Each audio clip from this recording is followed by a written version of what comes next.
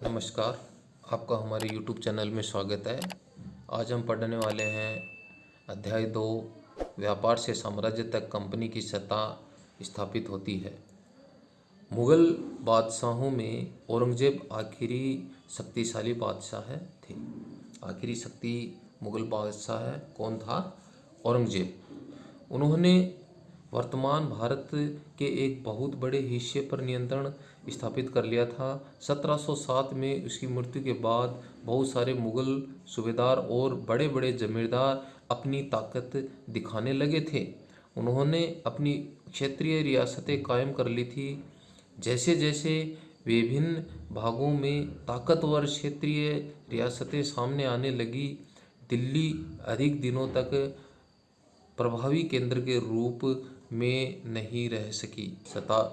सदी के उत्तरार्ध तक राजनीतिक स्थिति पर अंग्रेज़ों के रूप में एक नई ताकत उभरने लगी।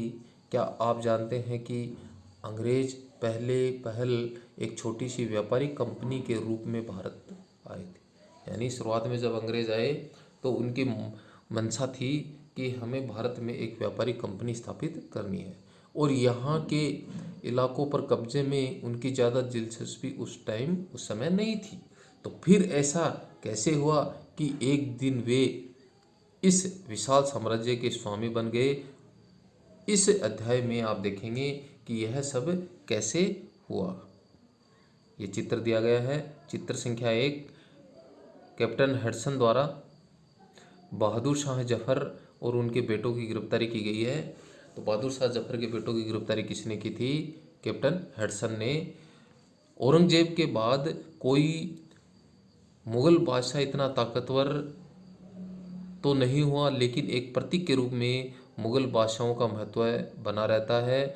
जब 1857 में ब्रिटिश शासन के विरुद्ध भारी विद्रोह शुरू हो गया तो विद्रोहियों ने मुगल बादशाह बहादुर शाह जफर को ही अपना नेता मान लिया था। जब विद्रोह कुचल दिया गया तो कंपनी ने बहादुर शाह जफर को देश छोड़ने के लिए मजबूर कर दिया और उनके बेटों को जफर के सामने ही मार डाला। तो में ईस्ट इंडिया कंपनी का आना, ये देखिए इस मानचित्र में दिखाया गया है। चित्र संख्या 2 में 18वीं सदी में भारत तक आने के रास्ते। जब ब्रिटिश शासन ने भारत में व्यापारिक कंपनी स्थापित की तो उनका जो रास्ता देखिए, इस चित्र में हम देख पा रहे हैं ब्रिटिश आइसलैंड। ये जो क्षेत्र है ब्रिटिश आइसलैंड जो आप देख पा रहे हैं। अब ये जो समुद्री जो मार्ग है इसका भारत के दक्षिण में होते हुए, और ये कलकत्ता, क्योंकि सर्वप्रथम अंग्रेज़ों को कलकत्ता में ही व्यापारिक कंपनी स्थापित करने की इजाज़त मिली थी। तो ये जो समुद्री रास्ते से आवागमन का जो रास्ता था, समुद्री रास्ता, और इस रास्ते से वो आवागमन किया करते थे। फिर उन्होंने कलकत्ते में, और कलकत्ता के बाद में वो यहाँ बम्बई और मद्रास, इन क्षेत्रों को अपनी प्रेसिडेंसी स्थापित करते हैं। इनकी चर्चा हम पाठ में करेंगे। तो ये उनका आवागमन का रास्ता था। ईस्ट इंडिया, पूर्व में ईस्ट इंडिया कंपनी का आना। सन 1600 में ईस्ट इंडिया कंपनी ने इंग्लैंड की महारानी एलिजाबेथ, उस टाइम इंग्लैंड की महारानी कौन थी? एलिजाबेथ प्रथम से चार्टर यानी इजाज़तनामा हासिल कर लिया, जिसमें कंपनी को पूर्व में व्यापार करने का एकाधिकार मिल गया। भारत में यहाँ पे कंपनी स्थापित करने का एकाधिकार मिल गया। इस इजाज़तनामे का मतलब यह था कि इंग्लैंड की कोई और व्यापारिक कंपनी इस इलाके में ईस्ट इंडिया कंपनी की होड़ नहीं कर सकती थी। इस चार्टर के सहारे कंपनी समुद्र पार जाकर नए इलाकों को खंगाल सकती थी। वहां से सस्ती कीमत पर चीज़ें खरीदकर उन्हें यूरोप में ऊंची कीमत पर बेच सकती थी। कंपनी को दूसरी अंग्रेज व्यापारिक कंपनियों से प्रतिस्पर्धा का कोई भय नहीं था, क्योंकि उनका चार्टर इजाज़तनामा पेश हो चुका था, इसलिए उनको किसी प्रकार का डर नहीं था। उस जमाने में वाणिज्यिक कंपनियां मोटे तौर पर प्रतिस्पर्धा से बचकर ही मुनाफा कमा सकती थी। अगर कोई प्रतिस्पर्धी न हो तभी वे सस्ती चीज़ें खरीदकर उन्हें ज़्यादा कीमत पर बेच सकती थी। वाणिज्यिक देखिए क्या होता है, एक ऐसा व्यापारिक उद्यम जिसमें चीज़ों को सस्ती कीमत पर खरीदा जाता है और मुनाफा कमाने के लिए ज़्यादा कीमत में बेचा जाता है और उस व्यापार में ज़्यादा से ज़्यादा मुनाफा कमाया जाता है। ये होता है वाणिज्यिक उद्यम, व्यवसायिक उद्यम जिसको कहते हैं। लेकिन यह शाही दस्तावेज दूसरी व्यापारिक ताकतों को पूर्व के बाजारों में आने से नहीं रोक सकता था। जब तक इंग्लैंड के जहाज अफ्रीका के पश्चिम तक तट को छूते हुए केप ऑफ गुड होप का चक्कर लगाकर हिंद महासागर पार करते, तब तक पुर्तगालियों ने भारत के पश्चिमी तट पर अपनी उपस्थिति दर्ज करा ली थी। यानी सबसे पहले व्यापारिक कंपनी व्यापार करने के लिए कौन आते हैं भारत में? पुर्तगाली। वे गोवा में अपना ठिकाना बना चुके थे। कहाँ ठिकाना बनाया उन्होंने? गोवा में। इम्पोर्टेंट बात है ये कि सबसे अंग्रेज़ों से पहले यानी जो व्यापारिक कंपनी आती है उनमें सबसे पहले जो क्रम है वो पुर्तगालियों का है। आगे हम और पढ़ेंगे इसके बारे में। और उन्होंने सबसे पहले अपना ठिकाना कहाँ स्थापित किया? गोवा में। पुर्तगाली यानी पुर्तगाल के खोजी यात्री वास्को द गामा ने 1498 में पहली बार भारत तक पहुंचने के इस समुद्री मार्ग का पता लगाया था। 17वीं शताब्दी की शुरुआत तक डच आगे भी हिंद महासागर में व्यापार की संभावनाएं तलाशने लगे थे। कुछ ही समय बाद फ्रांसीसी व्यापारी भी सामने आ गए। ये क्रम यहाँ पर व्यापारिक कंपनियों का बनता है। सर्वप्रथम पुर्तगाली के बाद में डच के बाद में फ्रांसीसी और फ्रांसीसी के बाद में अपने अंग्रेज यानी ब्रिटिश कंपनी यहाँ पर व्यापार करने के लिए आती है। समस्या यह थी कि सारी कंपनियाँ एक जैसी चीज़ें ही खरीदना चाहती थी। ये समस्या उत्पन्न हो जाती है। यूरोप के बाज़ारों में भारत में बने बारीक सूती कपड़े और रेशम की ज़बरदस्त मांग थी। कहाँ थी? यूरोप में ज़बरदस्त मांग थी। अपने देश में बना हुआ सूती कपड़ा और रेशम की ज़बरदस्त।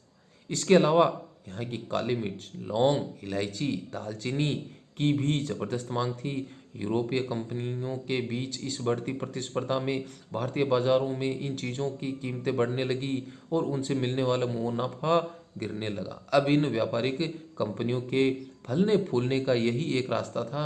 वे अपनी प्रतिस्पर्धा कंपनियों को ख़त्म कर दे।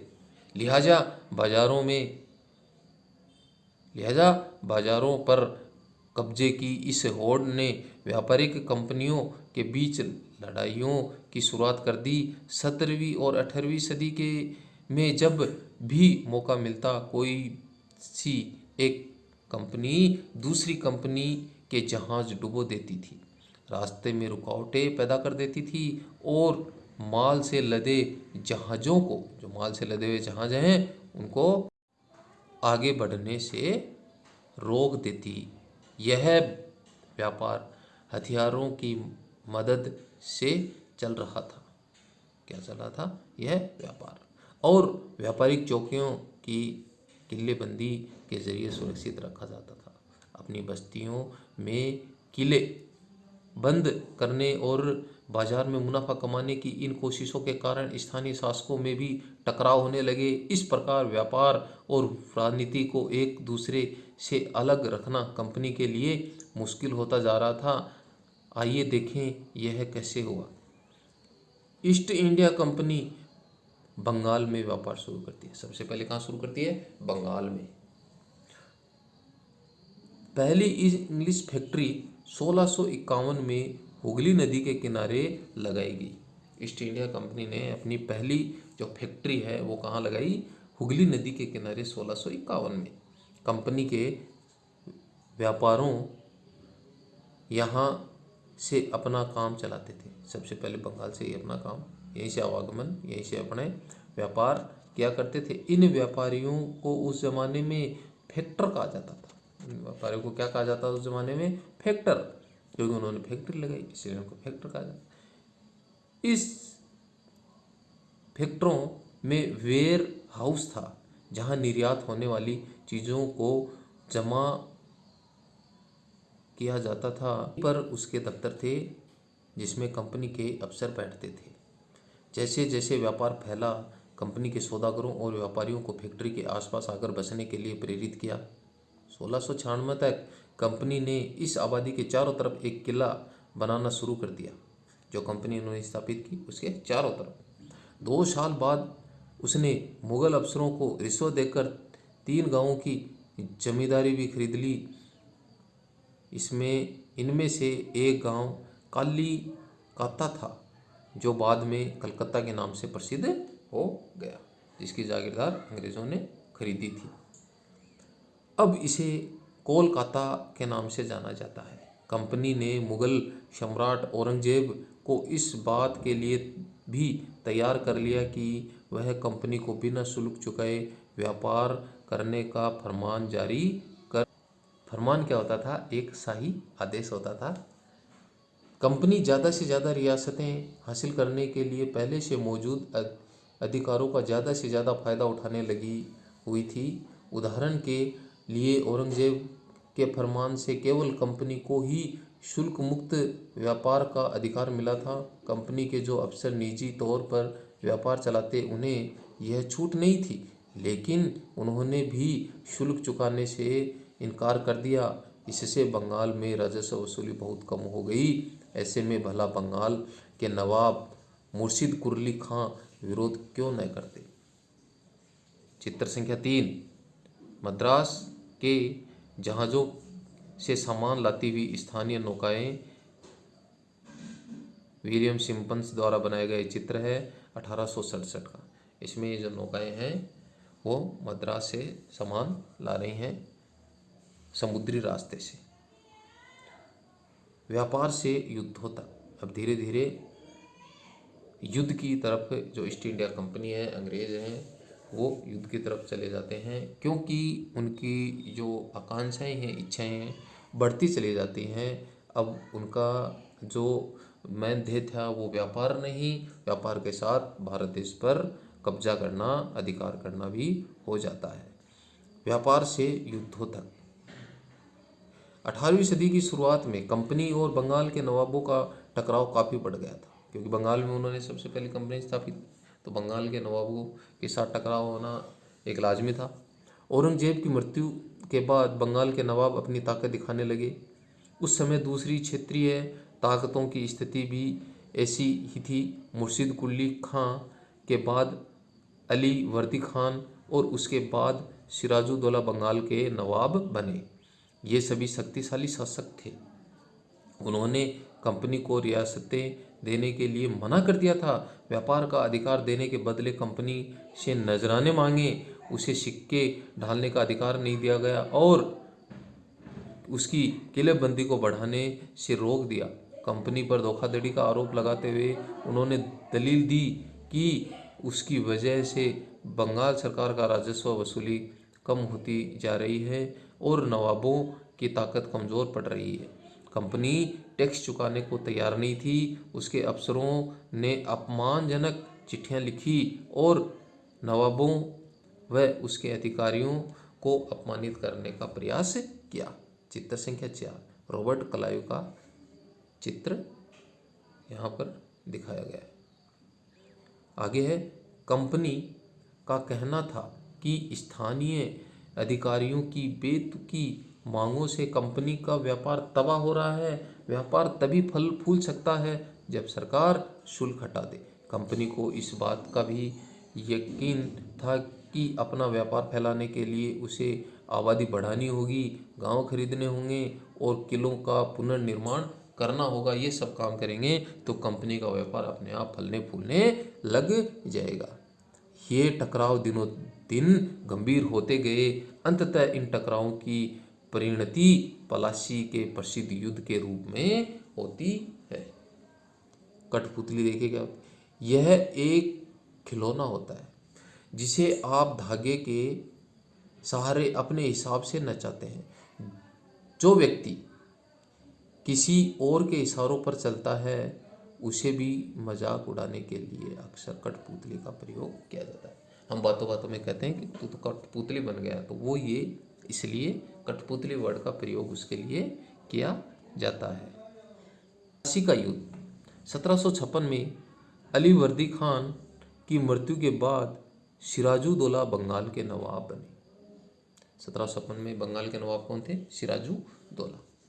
कंपनी को सिराजुद्दौला की ताकत से काफ़ी भय था। सिराजुद्दौला की जगह कंपनी एक ऐसा कठपुतली नवाब चाहती थी, जिसकी चर्चा हम कर चुके हैं, जो उसे व्यापारिक रियासतें और अन्य सुविधाएं आसानी से देने में आनाकानी न करे। कंपनी का प्रयास किया कि सिराजुद्दौला के प्रतिद्वंदियों में से किसी एक को नवाब बना दिया जाए। कंपनी को कामयाबी नहीं मिली। जवाब में सिराजुद्दौला ने हुक्म दिया, आदेश दिया कि कंपनी उनके राज्य में राजनीतिक मामलों में टांग अड़ाना बंद कर दे, किलेबंदी रोके और बाकायदा राजस्व चुकाए। जब दोनों पक्ष पीछे हटने को तैयार नहीं हुए तो उन्होंने 30,000 सिपाहियों के साथ नवाब ने कासिम बाजार में स्थित इंग्लिश फैक्ट्री पर हमला बोल दिया। नवाब की फौजों ने कंपनी के अफसरों को गिरफ्तार कर लिया, गोदाम पर ताला जड़ दिया। अंग्रेजों ने हथियार छीन लिए और अंग्रेज जहाज़ों को घेरे में ले लिया।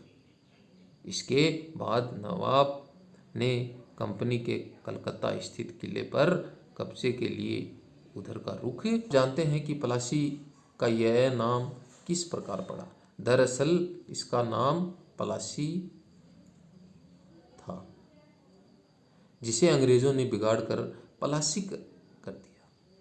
इस जगह को प्लासी, यहाँ पाई जाने वाले पलास के फूलों के कारण कहा जाता है, क्योंकि पलास के जो फूल हैं वो खूबसूरत और लाल होते हैं और उन लाल फूलों से क्या बनाया जाता है? गुलाब बनाया जाता है, जिसे होली खेली जाती है, यानी होली में इस्तेमाल किया जाता है। सत्ता के हाथ से निकल जाने की खबर सुनने पर मद्रास में तैनात कंपनी के अफसरों ने भी रॉबर्ट क्लाइव के नेतृत्व में सेनाओं को रवाना कर दिया। इस सेना को नौसेना बेड़े की मदद भी मिल रही थी। इसके बाद चित्र संख्या 5 महान्यायालय कक्ष, East India House, Leadenhall Street. East India Company के कोर्ट ऑफ प्रोप्राइटर्स की लंदन स्थित लेडन हॉल स्ट्रीट पर बने ईस्ट इंडिया हाउस में बैठक होती थी। यह ऐसी ही एक सभा का चित्र यहाँ पे प्रदर्शित किया गया है। चित्र संख्या 6 सिराजुद्दौला। सिराजुद्दौला का चित्रांकन यहाँ पर किया गया है। नवाब के साथ लंबे समय तक सौदेबाजी चली। आखिरकार 1757 में रॉबर्ट क्लाइव ने प्लासी के मैदान में सिराजुद्दौला के खिलाफ कंपनी की सेना का नेतृत्व किया। नवाब सिराजुद्दौला की हार का एक बड़ा कारण उसके सेनापति में से एक सेनापति मीर जाफर की कारगुजारी भी थी। मीर जाफर की टुकड़ियों ने इस युद्ध में हिस्सा नहीं लिया। रॉबर्ट क्लाइव ने यह कहकर उसे अपने साथ मिला लिया था कि सिराजुद्दौला को हटाकर मीर कासिम को नवाब बना दिया जाएगा। संपन्नता का आश्वासन। इंग्लैंड के लोग ईस्ट इंडिया कंपनी को की शासकीय महत्वाकांक्षाओं को संदेह और अविश्वास से देखते थे। प्लासी की लड़ाई के बाद रॉबर्ट क्लाइव ने अंग्रेज सम्राट के एक मुख्य विदेश मंत्री विलियम पिट को 7 जनवरी 1759 को कलकत्ते से यह चिट्ठी भेजी थी। लेकिन इतनी विशाल सतह एक वाणिज्यिक कंपनी के लिए बड़ी बात होगी। मैं खुद यह सोचकर अभिभूत हूँ कि इन समृद्ध रियासतों पर पूरा कब्जा हासिल करने में कोई परेशानी नहीं आएगी। अब मैं यह फैसला आप पर छोड़ता हूँ कि क्या सालाना 20 लाख स्टर्लिंग की आमदनी और 3 प्रांतों का कब्जा कोई ऐसी चीज़ है जिस पर इतना शोर मचाना उचित है। संख्या 2 नवाब की शिकायतें। नवाबों की क्या शिकायतें थी? 1733 में बंगाल के नवाब ने इंग्लिश व्यापारी कंपनियों के बारे में यह कहा था। जब वे पहली बार हमारे देश में आए थे तो उन्होंने सरकार के सामने विनती करते हुए कहा था कि उन्हें एक फैक्ट्री बनाने के लिए थोड़ी सी ज़मीन दे दी जाए। उन्हें वह ज़मीन तो मिल गई। उन्होंने वहाँ मजबूत किला ही खड़ा कर डाला। उसके चारों तरफ गड्ढे बना दिए जो नदी से जुड़ते हैं। दीवारों पर उन्होंने न जाने कितनी तोपें तैनात कर दी।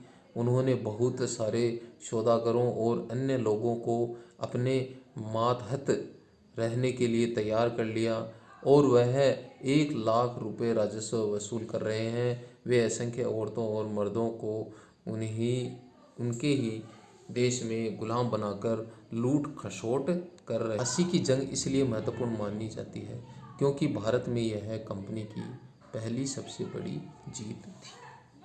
प्लासी की जंग के बाद सिराजुद्दौला को मार दिया गया क्योंकि एक शक्तिशाली नवाब था और मीर जाफर को नवाब बना दिया। कंपनी अभी भी शासन की जिम्मेदारी संभालने को तैयार नहीं थी।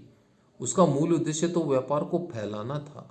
अगर यह काम स्थानीय शासकों की मदद से बिना लड़ाई लड़े ही किया जा सकता था तो किसी राज्य को सीधे अपने कब्जे में लेने की क्या जरूरत थी। जल्दी ही कंपनी को एहसास होने लगा कि यह रास्ता भी आसान नहीं है। कठपुतली नवाब भी हमेशा कंपनी के इशारों पर नहीं चलते थे। आखिरकार उन्हें भी तो अपनी प्रजा की नज़र में सम्मान और संप्रभुता का दिखावा करना पड़ता था। तो फिर कंपनी क्या करती? जब मीर जाफर ने कंपनी का विरोध किया तो कंपनी ने उसे हटाकर मीर कासिम को नवाब बना दिया।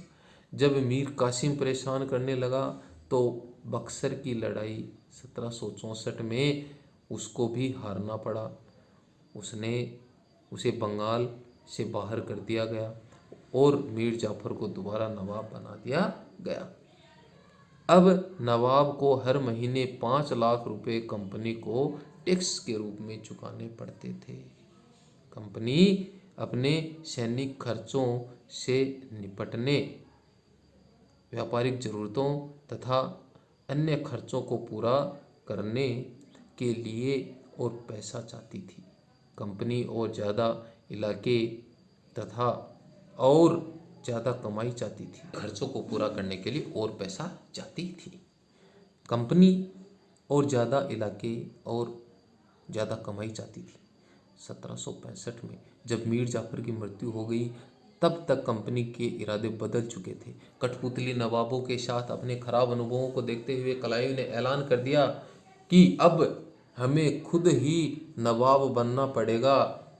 आखिरकार 1765 में मुगल सम्राट ने कंपनी को ही बंगाल प्रांत का दीवान नियुक्त कर दिया। दीवानी मिलने के कारण कंपनी को बंगाल के विशाल राजस्व संसाधनों पर नियंत्रण मिल गया। इस तरह कंपनी की एक पुरानी समस्या हल हो गई थी।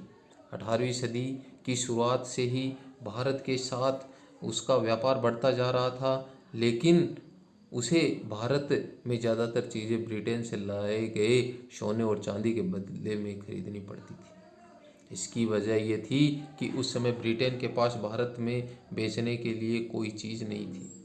प्लासी की जंग के बाद ब्रिटेन में सोने की निकासी कम होने लगी और बंगाल की दीवानी मिलने के बाद ब्रिटेन से सोना लाने की ज़रूरत ही नहीं रही, क्योंकि अब उन भारत पर धीरे धीरे अधिकार करने लग गए थे। अब भारत में होने वाली आमदनी के सहारे ही कंपनी अपने खर्चे चलाना शुरू कर देती है। इस कमाई से कंपनी भारत में सूती और रेशमी कपड़ा खरीद सकती थी, अपनी फौजों को संभाल सकती थी और कलकत्ते में किलों और दफ्तरों का निर्माण की लागत भी उठा सकती थी। कंपनी के अफसर नवाब बन बैठे। कंपनी के अफसर वो अब धीरे धीरे नवाब बनने लगे थे। नवाब बनने का मतलब था, इसका एक मतलब तो यही था कि कंपनी के पास अब सत्ता और ताकत थी, लेकिन इसके कुछ और फायदे भी थे। कंपनी का हर कर्मचारी नवाबों की तरह जीने का ख्वाब देखने लगा था। 3 क्लाइव खुद को कैसे देखता था? संसद की एक समिति के सामने सुनवाई के दौरान कलायु ने कहा था कि पलासी की लड़ाई के बाद उसने जबरदस्त संयम का परिचय दिया है। आइए देखें उसने क्या कहा था। उस स्थिति की कल्पना कीजिए जहां पलासी की जीत ने मुझे ला खड़ा कर दिया था। एक ताकतवर राजा मेरे इशारे पर चल रहा था। एक संपन्न शहर मेरी दया पर था। उसके सबसे दौलतमंद महाजन मेरे एक एक मुस्कुराहट के लिए एक दूसरे की गिरेबान खींच रहे थे। मैं ऐसे खजानों के बीच से गुजर रहा था जो सिर्फ मेरे लिए खुले हुए थे। एक तरफ सोना, दूसरी तरफ जवाहरात थे। अध्यक्ष महोदय, मैं अपने इस संयम को देखकर खुद हैरान हूँ। कल्पना कीजिए गतिविधि कि आप कंपनी के एक युवा अफसर हैं और कुछ महीनों के लिए भारत आए हैं। अब इंग्लैंड में रहने वाली अपनी माँ के नाम एक चिट्ठी लिखकर उन्हें अपने ऐशो आराम भरी जिंदगी के बारे में बताएं और उसकी तुलना ब्रिटेन में अपने पुराने जीवन से करें। पलासी के युद्ध के बाद बंगाल में असली नवाबों को इस बात के लिए बाध्य कर दिया कि वे कंपनी के अफसरों को निजी तोहफे के तौर पर ज़मीन और बहुत सारा पैसा दें। खुद रॉबर्ट क्लाइव ने ही भारत में बेहिसाब दौलत जमा कर ली थी। 1743 में जब वह इंग्लैंड से मद्रास यानी जिसका अब नाम चेन्नई है आया तो उसकी उम्र मात्र 18 साल थी। 1767 में जब वह 2 बार गवर्नर बनने के बाद हमेशा के लिए भारत से रवाना हुआ तो यहाँ उसकी दौलत 4,01,102 पौंड के बराबर थी। दिलचस्प बात यह है कि गवर्नर के अपने दूसरे कार्यकाल में उसे कंपनी के भीतर फैले भ्रष्टाचार को खत्म करने का काम सौंपा था, लेकिन 1772 में ब्रिटिश संसद ने उसे खुद भ्रष्टाचार के आरोप में अपनी सफाई देनी पड़ी थी। सरकार को इसकी अकूत संपत्ति के स्रोत संदेहास्पद लग रहे थे। उसे भ्रष्टाचार आरोपों से बरी तो कर दिया, लेकिन 1774 में उसने अपने आप आत्महत्या कर ली थी। कंपनी के सभी अफसर रॉबर्ट क्लाइव की इस तरह दौलत इकट्ठा नहीं कर पाए। बहुत सारी बीमारियों और लड़ाई के कारण कम उम्र में ही मौत का निवाला बन गए। इसके अलावा उन सभी को भ्रष्ट और बेईमान मानना भी सही नहीं होगा। उनमें से बहुत सारे अफसर साधारण परिवार से आए थे।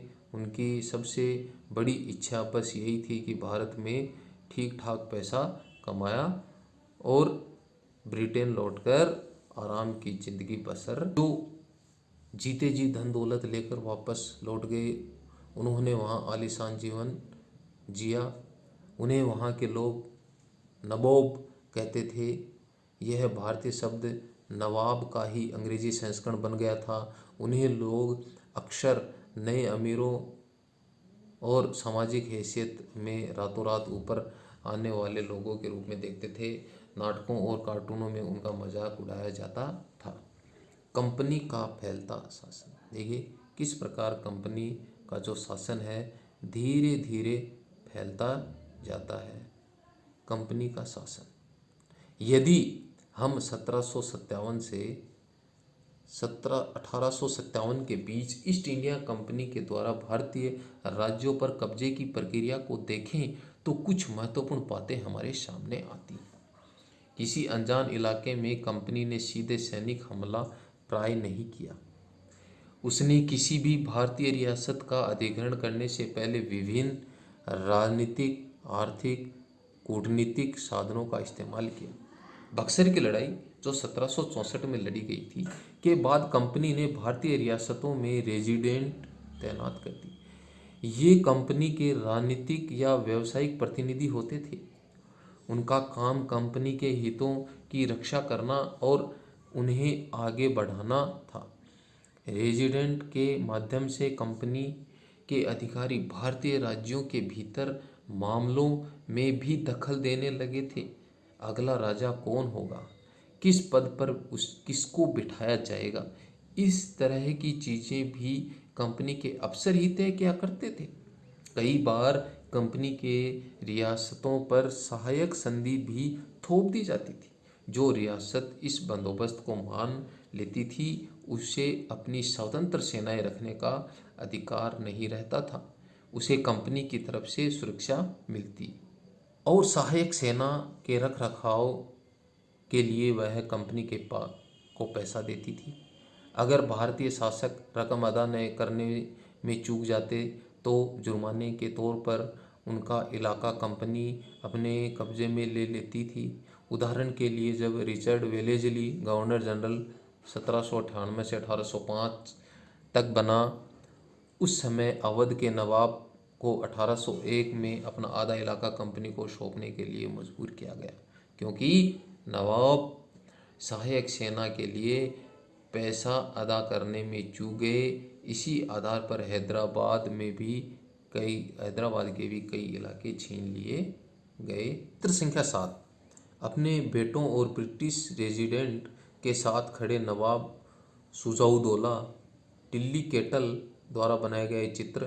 तैल 1772 बक्सर की लड़ाई के बाद हुई संधियों के फलस्वरूप नवाब शुजाउद्दौला के ज़्यादातर अधिकार छीन लिए गए थे, लेकिन यहाँ वह रेजिडेंट के सामने अपनी चिर परिचित शाही शानो शौकत के साथ दिखाई दे रहे हैं। निषेधाज्ञा, निर्देश, अधीनस्थता, दब्बूपन।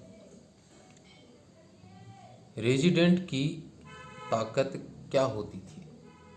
स्रोत संख्या 4, कंपनी द्वारा नियुक्त किए गए रेजिडेंट्स के बारे में स्कॉटलैंड के प्रसिद्ध अर्थशास्त्री राजनीतिक जेम्स मिल ने यह कहा था, दरअसल रेजिडेंट रियासत का राजा होता है, हम उसे हस्तक्षेप की मनचाही निषेधाज्ञा के तहत काम करने की छूट देते हैं। जब तक स्थानीय राजा पूरी तरह अधीनस्थ रहता है और रेजिडेंट यानी ब्रिटिश सरकार के माफिक काम करता है तो चीज़ें आराम से चलती रहती है। शासन के कामों में रेजिडेंट की दखलंदाजी के बिना सब कुछ चल जाता है। जब भी कुछ अलग तरह का घटता है, जब भी राजा कोई ऐसा रास्ता अपनाता है जिसे ब्रिटिश सरकार गलत मानती है, तो टकराव और उथल पुथल की स्थिति पैदा हो जाती है। ये जेम्स मिल ने कहा था। टीपू सुल्तान शेर ए मैसूर के नाम से प्रसिद्ध थे। टीपू सुल्तान जब कंपनी को अपने राजनीतिक और आर्थिक हितों पर खतरा दिखाई दिया तो कंपनी ने प्रत्यक्ष सैनिक टकराव का रास्ता अपना लिया। दक्षिण भारतीय राज्य मैसूर के उदाहरण से यह बात समझी जा सकती है। हैदर अली का शासनकाल था 1761 से 1782 तक। उनके विख्यात पुत्र टीपू सुल्तान का शासनकाल 1782 से 1799 जैसे शक्तिशाली शासकों के नेतृत्व में मैसूर काफ़ी ताकतवर हो चुका था। मालाबार तट पर होने वाले व्यापार मैसूर रियासत के नियंत्रण में था, जहां से कंपनी काली मिर्च इलायची खरीदती थी। 1785 में टीपू सुल्तान ने अपनी रियासत में पड़ने वाले बंदरगाह से चंदन की लकड़ी, काली मिर्च, इलायची का निर्यात रोक दिया। सुल्तान ने स्थानीय सौदागरों को भी कंपनी के साथ कारोबार करने से रोक दिया। टीपू सुल्तान ने भारत में रहने वाले फ्रांसीसी व्यापारियों से घनिष्ठ संबंध विकसित किए। उनकी मदद से अपनी सेना का आधुनिकीकरण भी टीपू सुल्तान ने किया। चित्र 9, टीपू सुल्तान के बेटों को बंधक के रूप में कॉर्नवालिस के सामने पेश किया जा रहा है। डेनियल आर्म द्वारा चित्रित 1793 का ये चित्र है।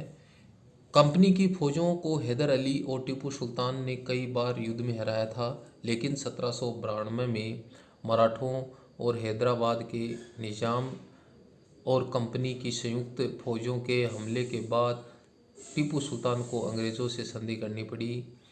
इस संधि के तहत उनके दो बेटों को अंग्रेज़ों ने बंधक के रूप में अपने पास रख लिया।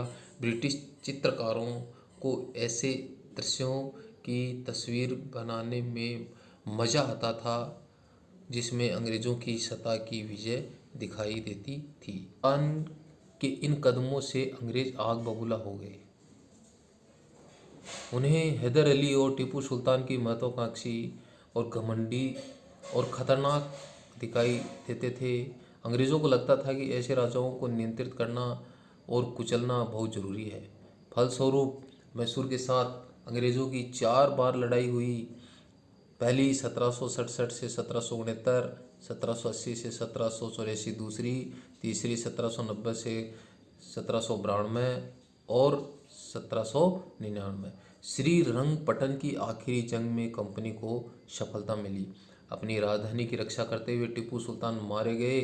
मैसूर का राजकाज पुराने वोडियार राजवंश के हाथों में सौंप दिया गया।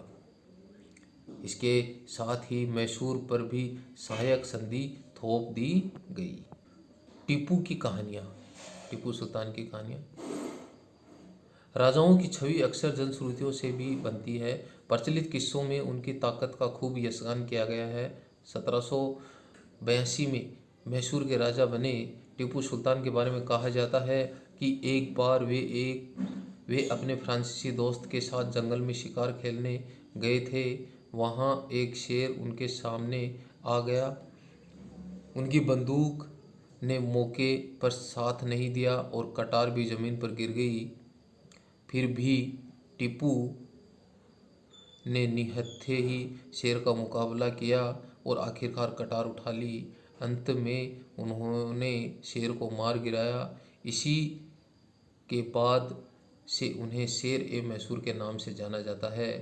उनके राष्ट्रीय झंडे पर भी शेर की तस्वीर होती थी। चित्र 10, टीपू सुल्तान का खिलौना शेर। यह टीपू के एक विशालकाय मशीनी खिलौने की तस्वीर दिखाई गई है। इसमें यह नकली शेर एक यूरोपीय सिपाही को दबाए हुए है। जब इसका हैंडल घुमाया जाता था तो नकली शेर दहाड़ता था और सिपाही के भीतर से चीख की आवाज़ें निकला करती थी। अब यह खिलौना शेर लंदन स्थित विक्टोरिया एंड अल्बर्ट म्यूजियम में रखा हुआ है। 4 मई 1799 को जब अपनी राजधानी श्रीरंगपटन की रक्षा करते हुए टीपू सुल्तान की मृत्यु हो गई तो अंग्रेज इस खिलौने को अपने साथ ले गए। गतिविधि: कल्पना कीजिए कि आपको श्रीरंगपटन के युद्ध और टीपू सुल्तान की मौत के बारे में खबर देने वाले 2 पुराने अखबार मिलते हैं। एक अखबार ब्रिटेन का है और दूसरा मैसूर का है। दोनों अखबारों के लिए इन घटनाओं के बारे में एक सुर्खी लिखिए।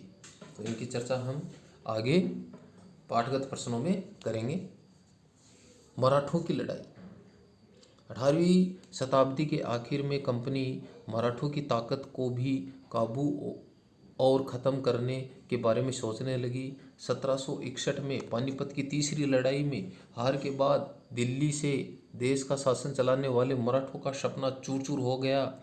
उन्हें कई राज्यों में बांट दिया गया। इन राज्यों की बागडोर सिंधिया, होलकर, गायकवाड़ और भोसले जैसे अलग अलग राजवंशों के हाथों में थी। ये सारे सरदार एक पेशवा सर्वोच्च मंत्री के अंतर्गत एक कन्फेडरेसी राज्यमंडल के सदस्य थे। पेशवा इस राज्यमंडल का सैनिक और प्रशासकीय प्रमुख होता था और पुणे में रहा करता था। महादजी सिंधिया और नाना फडणवीस 18वीं सदी के आखिरी के 2 प्रसिद्ध मराठा योद्धा और राजनीतिज्ञ थे। एक के बाद एक कई युद्धों में कंपनी ने मराठों को घुटने टेकने पर मजबूर कर दिया। पहला युद्ध 1782 में सालबाई संधि के साथ खत्म हुआ, जिसमें कोई पक्ष नहीं जीत पाया। दूसरा अंग्रेज मराठा युद्ध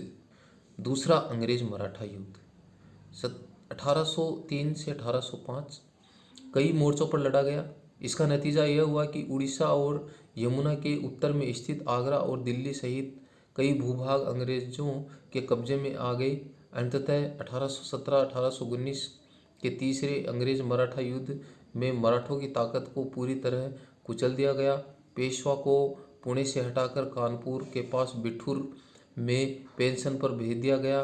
अब विंध्य के दक्षिण में स्थित पूरे भूभाग पर कंपनी का नियंत्रण हो गया था। सर्वोच्चता का दावा। उपरोक्त विवरण से स्पष्ट होता है कि 19वीं सदी की शुरुआत से कंपनी क्षेत्रीय विस्तार की आक्रामक नीति पर चल रही थी। लॉर्ड हेस्टिंग्स 1813 से 1823 तक गवर्नर जनरल रहे, के नेतृत्व में सर्वोच्चता की एक नई नीति की शुरुआत होती है। कंपनी का दावा था कि उसकी सत्ता सर्वोच्च है, इसलिए वह भारतीय राज्यों से ऊपर है। अपने हितों की रक्षा के लिए वह भारतीय रियासतों का अधिग्रहण करने और उनको अधिग्रहण की धमकी देने का अधिकार अपने पास रखती है। यह सोच बाद में भी अंग्रेजों की नीतियों में दिखाई देती है। लॉर्ड हेस्टिंग का चित्र प्रदर्शित किया गया है। चित्र संख्या 12 किट्टू रानी चेन्नम्मा की स्मृति में बनाई गई मूर्ति। लेकिन यह प्रक्रिया बेरोक-टोक नहीं चली।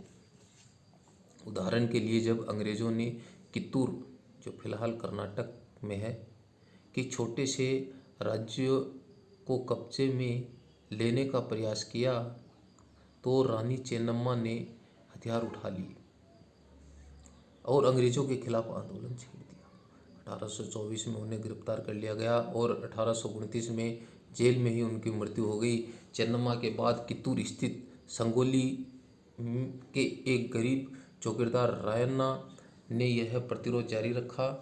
चौतरफा समर्थन और सहायता से उन्होंने बहुत सारे ब्रिटिश शिविरों और दस्तावेजों को नष्ट कर दिया था। आखिरकार उन्हें भी अंग्रेजों ने पकड़कर 1830 में फांसी पर लटका दिया।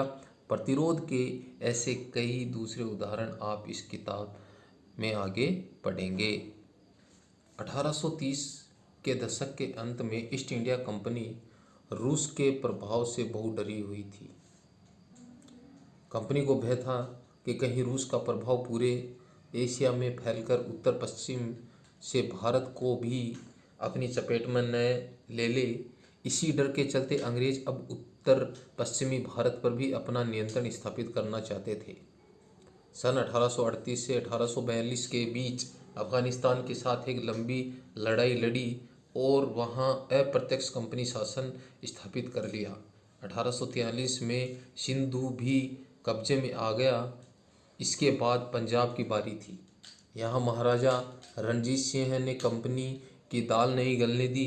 1839 में उनकी मृत्यु के बाद इस रियासत के साथ दो लंबी लड़ाइयाँ हुई और आखिरकार 1849 में अंग्रेज़ों ने पंजाब का भी अधिग्रहण कर लिया। विलय नीति। विलय की नीति क्या थी? अधिग्रहण की आखिरी लहर 1848 से 1856 के बीच गवर्नर जनरल बने लॉर्ड डलहौजी के शासनकाल में चली। लॉर्ड डलहौजी ने एक नई नीति अपनाई जिसे विलय नीति का नाम दिया गया। इस सिद्धांत का यह तर्क था कि अगर किसी शासक की मृत्यु हो जाती है तो उसका कोई पुरुष वारिस नहीं हो तो उसकी रियासत हड़प ली जाएगी, यानी कंपनी के भूभाग का हिस्सा बन जाएगी। यह लॉर्ड डलहौजी की विलय की नीति थी। अर्थात इस नीति में यह नियम था कि अगर किसी शासक की मृत्यु हो जाती है और इसके कोई पुत्र वारिस नहीं है तो उस रियासत का अधिकार क्षेत्र है वो कंपनी के अधिकार क्षेत्र में चला जाएगा। इस सिद्धांत के आधार पर एक के बाद एक कई रियासतें अंग्रेज़ों के अधिकार में चली गई, जिसमें सबसे पहले सतारा रियासत 1848 में, संबलपुर 1850 में, उदयपुर 1852 में, नागपुर 1853 में और झांसी 1854 में अंग्रेज़ों के हाथों में चली गई। किस विलय की नीति के तहत ये रियासतें अंग्रेज़ों के अधिकार में चली गई? विलय की नीति जो लॉर्ड डलहौजी ने अपनाई थी। चित्र संख्या 13 महाराजा रणजीत सिंह का दरबार का चित्र।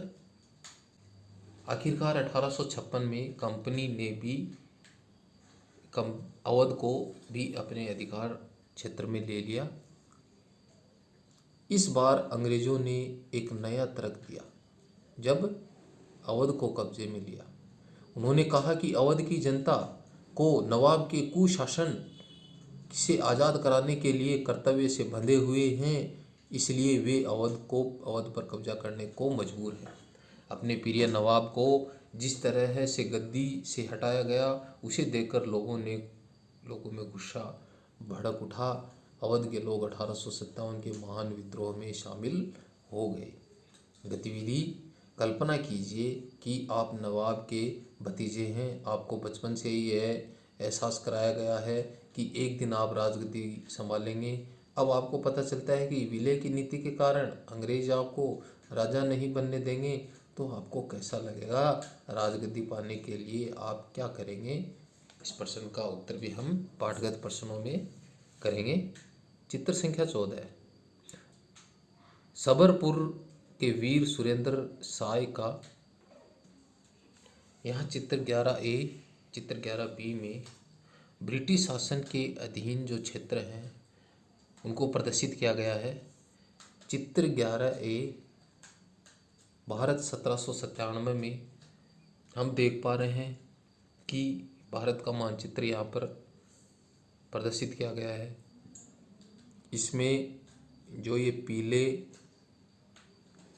रंग से प्रदर्शित जो क्षेत्र है ये ब्रिटिश शासन के अधीन क्षेत्र है। ये जो क्षेत्र है लाल रंग से प्रदर्शित है, यह क्षेत्र है वो ब्रिटिश शासन के अधीन क्षेत्र नहीं था।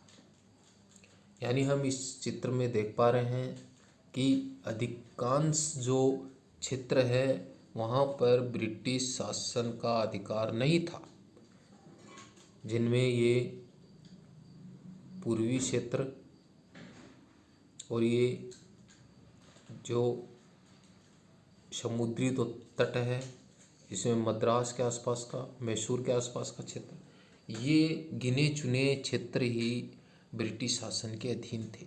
ये 1797 की बात की गई। चित्र संख्या 11B में 1840 की बात की गई है। इसमें आप देखेंगे और इन दोनों चित्रों के बीच में अंतर करेंगे तो 1840 में हम देख पा रहे हैं कि भारत के अधिकांश क्षेत्रों में ब्रिटिश शासन का अधिकार हो गया था।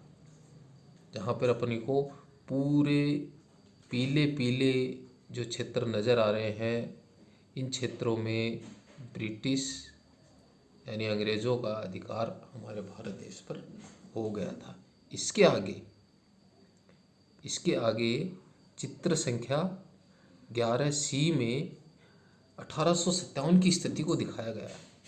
1857 में देखो कैसी स्थिति बन गई थी कि अधिकांश जो क्षेत्र है, चाहे अपन उत्तर की बात करेंगे, चाहे हम पश्चिम की बात करेंगे, चाहे हम दक्षिण की बात करेंगे, चाहे हम पूर्व की बात करेंगे, मध्य भारत की बात करेंगे, चारों दिशाओं में भारत के अधिकांश क्षेत्रों पर ब्रिटिश शासन का अधिकार हो गया था। चित्र संख्या 11A, B, C भारत में अंग्रेज़ों की फैलती सत्ताओं को प्रदर्शित कर रहे हैं, जो हम इन चित्रों के माध्यम से देख पा रहे हैं। नए शासन की स्थापना: गवर्नर जनरल वॉरेन हेस्टिंग्स 1773 से 1785 तक इनका कार्यकाल रहा। गवर्नर जनरल रहे भारत के। उन बहुत सारे महत्वपूर्ण व्यक्तियों में से एक था जिन्होंने कंपनी की ताकत फैलाने में अहम महत्वपूर्ण भूमिका अदा की। वॉरेन हेस्टिंग्स जो भारत के प्रथम गवर्नर जनरल थे के समय तक आते आते कंपनी न केवल बंगाल बल्कि बम्बई और मद्रास में भी सत्ता हासिल कर चुकी थी। ब्रिटिश इलाके मोटे तौर पर प्रशासनिक इकाइयों में बटे हुए थे जिन्हें प्रेसिडेंसी कहा जाता था। उस समय भारत में 3 प्रेसिडेंसी थी। कितनी प्रेसिडेंसी थी? 3। बंगाल, मद्रास, बम्बई, जिसकी चर्चा हम मानचित्र में कर चुके हैं। हर एक का शासन गवर्नर के पास होता था। सबसे ऊपर गवर्नर जनरल होता था। वॉरेन हेस्टिंग्स ने कई प्रशासकीय सुधार किए। न्याय के क्षेत्र में उसके सुधार खास तौर से उल्लेखनीय थे। 1772 में एक नई न्याय व्यवस्था स्थापित की गई। इस व्यवस्था में प्रावधान किया गया कि हर जिले में 2 अदालतें होंगी, एक फौजदारी अदालत और दूसरी दीवानी अदालत। दीवानी अदालत के मुखिया यूरोपीय जिला कलेक्टर होंगे। मौलवी और हिंदू पंडित उनके लिए भारतीय कानूनों की व्याख्या करते थे। फौजदारी अदालतें अभी भी काजी और मुफ्ती के ही अंतर्गत थी, लेकिन वे भी कलेक्टर की निगरानी में ही अपना कार्य किया करते थे। काजी कौन हुआ करते थे? एक न्यायाधीश। उस समय न्यायाधीश को काजी कहा जाता था। मुफ्ती मुस्लिम समुदाय का एक न्यायविद जो कानूनों की व्याख्या किया करता था। काजी इसी व्याख्या के आधार पर अपने फैसलों को सुनाया करता था। महाभियोग: जब इंग्लैंड में हाउस ऑफ कॉमन्स में किसी व्यक्ति के खिलाफ दुराचरण का आरोप लगाया जाता तो हाउस ऑफ लॉर्ड्स, संसद का ऊपरी सदन जो होता है, में उस व्यक्ति के खिलाफ मुकदमा चलता था। इसे महाभियोग कहा जाता। चित्र संख्या 12, वारेन हेस्टिंग्स पर मुकदमा। आर.जी. पोलार्ड द्वारा चित्रित ये चित्र 1789। जब वारेन हेस्टिंग्स 1785 में इंग्लैंड लौटा तो एडमंड बर्क ने उस पर बंगाल का शासन सही ढंग से न चलाने का आरोप जड़ दिया। इस आरोप के चलते हेस्टिंग्स पर ब्रिटिश संसद में महाभियोग का मुकदमा चलाया गया, जो 7 साल तक चला। यानी वारेन हेस्टिंग्स पर महाभियोग का मुकदमा किसने चलाया? एडमंड बर्क ने। स्रोत 5, मैं सबके शत्रु और उत्पीड़न पर महाभियोग चला रहा हूँ। वारेन हेस्टिंग्स के महाभियोग की कार्रवाई के दौरान एडमंड बर्क ने एक उत्तेजनापूर्ण भाषण दिया, जिसका एक हिस्सा इस प्रकार है। मैं उनके हेस्टिंग्स के ऊपर भारत के लोगों की ओर से महाभियोग चला रहा हूँ, जिनके अधिकारों को अपने पैरों तले रौंद दिया और जिनके देश को उन्होंने रेगिस्तान बना दिया है। अंत में मानव स्वभाव के नाम पर, स्त्री पुरुष के नाम पर, हर उम्र के नाम पर, हर ओहदे के नाम पर मैं सबके साझा शत्रु और सबके उत्पीड़क पर महाभियोग चला रहा हूँ। एक बड़ी समस्या यह थी, ब्राह्मण पंडित धर्मशास्त्र की अलग अलग शाखाओं के हिसाब से स्थानीय कानूनों की अलग अलग व्याख्या कर देते थे। इस भिन्नता को समाप्त करके समरूपता लाने के लिए 1775 में 11 पंडितों को भारतीय कानूनों का एक संकलन तैयार करने का काम सौंपा गया। N.B. हालहेड ने इस संकलन का अंग्रेजी में अनुवाद किया। 1778 में यूरोपीय न्यायाधीशों के लिए मुस्लिम कानूनों की भी एक संहिता तैयार कर ली गई थी। 1773 के रेगुलेटिंग एक्ट के तहत एक नए सर्वोच्च न्यायालय की स्थापना की गई। सर्वोच्च न्यायालय की स्थापना है किस एक्ट के तहत की गई? 1773 के रेगुलेटिंग एक्ट के तहत। इसके अलावा इस एक्ट में यह भी प्रावधान किया गया कि कलकत्ता में एक अपीलीय अदालत, सदर निजामत अदालत की भी स्थापना की जाएगी। भारतीय जिले में कलेक्टर सबसे बड़ा ओहदा होता है। जैसा कि नाम से ही पता चलता है, उसका मुख्य काम लगान और कर इकट्ठा करना तथा न्यायाधीशों, पुलिस अधिकारियों व दरोगा की सहायता से जिले में कानून व्यवस्था बनाए रखना होता था। उसका कार्यकाल कलेक्ट्रेट सतह और संरक्षण का नया केंद्र बन गया था, जिसने पुराने सतह केंद्रों को हाशिए पर धकेल दिया था। कंपनी की फौज। कंपनी के साथ भारत में शासन और सुधार के नए विचार तो आए, लेकिन उसकी अगली सतह सैनिक ताकत में थी। मुगल फौज मुख्य रूप से सवार घोड़े पर चलने वाले प्रशिक्षित और पैदल सेना थी। उन्हें तीरंदाजी और तलवारबाजी का प्रशिक्षण दिया जाता था। सेना में सवारों का दबदबा रहता था और मुगल साम्राज्य का एक विशाल पेशेवर प्रशिक्षण वाली पैदल सेना की जरूरत महसूस नहीं होती थी। ग्रामीण इलाकों में सशस्त्र किसानों की बड़ी संख्या थी। स्थानीय जमींदार मुगलों को जरूरत पड़ने पर पैदल सिपाही मुहैया कराते थे। 18वीं सदी में जब अवध और बनारस जैसी रियासतों में किसानों को भर्ती करके उन्हें पेशेवर सैनिक प्रशिक्षण दिया जाने लगा तो यह सूरत बदलने लगी। ईस्ट इंडिया कंपनी ने जब अपनी सेना के लिए भर्ती शुरू की तो उसने यह ही तरीका अपनाया। अंग्रेज अपनी सेना को सिपोई, जो भारतीय शब्द सिपाही से बना है, आर्मी कहते थे। 1820 के दशक से जैसे जैसे युद्ध तकनीक बदलने लगी, कंपनी की सेना में घुड़सवार टुकड़ियों की ज़रूरत कम होती गई।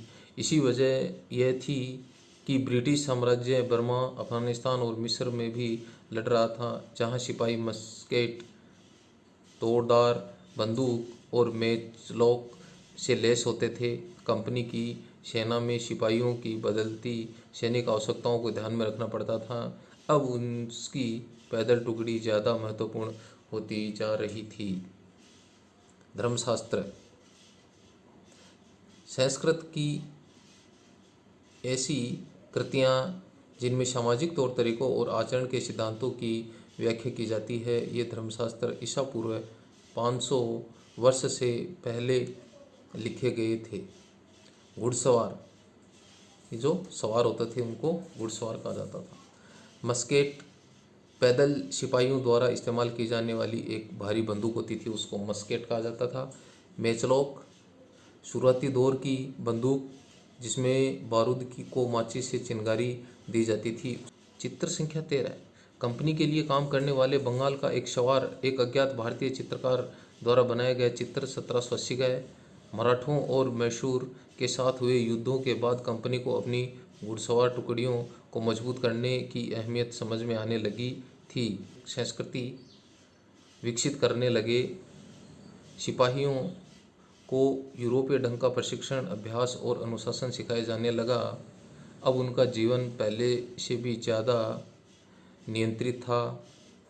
इस कोशिश में कभी कभी समस्याएं भी आ जाती थी, क्योंकि पेशेवर सैनिकों की सेना खड़ा करने के चक्कर में अंग्रेज कई बार जाति और समुदाय की भावनाओं को नज़रअंदाज कर देते थे। भला लोग अपनी जातीय और धार्मिक भावनाओं को इतनी आसानी से कैसे छोड़ सकते थे? क्या वे खुद को अपने समुदाय और सदस्य मानने के बजाय सिर्फ सिपाही मान सकते थे? सिपाही क्या महसूस करते थे? अपने जीवन और अपनी पहचान यानी वे कौन हैं, इस बात के एहसास में जो बदलाव आ रहे थे, उनको सिपाहियों ने किस तरह देखा? 1857 के विद्रोह में हमें सिपाहियों की इस दुनिया की झलक को दिखाता है। इस विद्रोह के बारे में आप अध्याय 5 में पढ़ेंगे। निष्कर्ष। ईस्ट इंडिया कंपनी एक व्यापारिक कंपनी से बढ़ते बढ़ते एक भौगोलिक औपनिवेशिक शक्ति बन गई। 19वीं सदी की शुरुआत में नई भाप तकनीक के आने से यह प्रक्रिया और भी तेज हुई। तब तक समुद्र मार्ग से भारत पहुंचने में 6 से 8 माह का समय लग जाता था। भाप से चलने वाले जहाज़ों ने यह यात्रा 3 हफ्तों में ही समेट दी। इसके बाद तो ज़्यादा से ज़्यादा अंग्रेज और उनके परिवार भारत जैसे दूर देशों में आने लगे। 1857 तक भारतीय उपमहाद्वीप में 63% भूभाग और 78% आबादी पर कंपनी का सीधा शासन स्थापित हो चुका था। देश के शेष भूभाग और आबादी पर कंपनी का अप्रत्यक्ष प्रभाव था। इस प्रकार व्यवहारिक स्तर पर ईस्ट इंडिया कंपनी पूरे भारत को अपने नियंत्रण में ले चुकी थी। दक्षिण अफ्रीका में दास व्यापार। दक्षिण अफ्रीका दास व्यापार की चर्चा की गई है। डच व्यापारी 17वीं सदी में दक्षिण अफ्रीका पहुंचे। जल्द ही दास व्यापार शुरू हो गया। लोगों को बंधक बनाकर जंजीरों में बांधकर दास बाजारों में बेचा जाने लगा। 1834 में दास प्रथा के अंत के समय अफ्रीका के दक्षिणी सिरे पर स्थित केप में निजी स्वामित्व में दासों की संख्या 36,774 थी।